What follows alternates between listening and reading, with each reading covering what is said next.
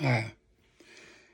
Today I'm going to be discussing something that's been around for a long time, and any of you that have been to a Pentecostal church are probably familiar with the term clothesline preacher. First thing I'm going to do is read you the verse that is used a lot by the clothesline preachers. This is Deuteronomy chapter 22, verse 5. The woman shall not wear that which pertaineth unto a man, neither shall a man put on a woman's garment, for all that do so are abomination unto the Lord thy God. Now, I'm going to tell you a story that a former pastor of mine told.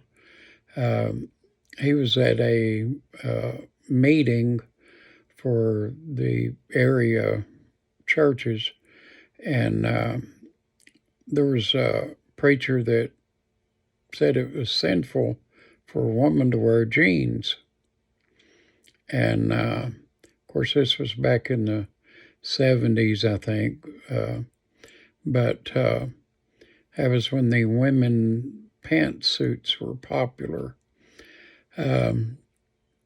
Anyway, the area presbyter said, let's break early for lunch and we'll meet back here about 1. So they went back at 1, and he had a woman's pantsuit on a hanger, and he told the guy that was saying it was sinful for a woman to wear jeans, he said, brother, I bought you this new suit. I'd like for you to go back there and try it on and see if it fits, and come out and show us how it looks on you. And he said, I'm not going to put that on. He said, why not? And he said, well, that's a woman's, yeah. Got his attention. But I'm going to tell you what this is actually about. You notice here it says, a woman shall not wear that which pertaineth unto a man, neither shall a man put on a woman's garment. Back in the days when this was written, no one wore jeans. Not even men. They all wore robes. Probably the women's robes were a little more colorful.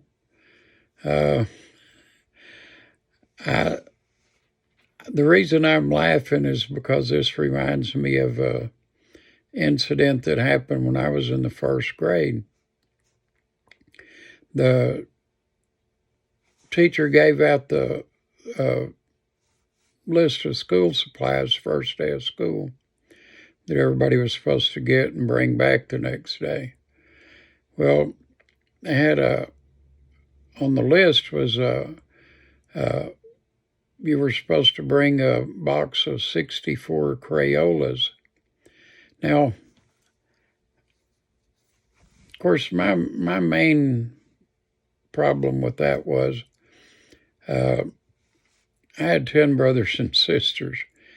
Even though both of my parents worked back in those days, which was kind of unusual, I knew they wouldn't be able to afford to buy 64 Crayolas for every one of their kids that were in school. And, there were probably 6 or so of us that were still in the elementary. So I decided I was going to try to get the teacher to back off on that. And I said, I think boys ought to be able to just bring 8 Crayolas. And she said, what makes you say that? I said, well, I'll give you an example. And this kid I went to school with, his name was Stanley. I said, Stanley, could you name us off eight Crayola colors? And he said, white, black, brown, blue, green. Did I say brown? And I looked at the teacher and I said, the defense rests. She started laughing. She said, okay, if the boys want to bring 8 colors, just bring 8 colors. I mean, let's get real here. Most men are color challenged. So that's why I'm saying the ladies probably wore more colorful robes than the men did. But point is, they both wore robes. They didn't, woman's robe, except for, the pretty colors and stuff, probably looked very similar to what the men wore. Now, the point of all of that is nobody wore jeans, so why would it be sinful for a woman to wear jeans? They say, well, that's what men wear, like the clothesline preacher said. Now, the actual problem with this, and this is what this is getting down to, it says, a woman shouldn't wear that which pertains to a man, and a man shouldn't wear, a woman's garment. What does that remind you of? Cross-dressers. It's not just about the type of clothing you're wearing. It's about being a cross-dresser. You look at those so-called drag queens.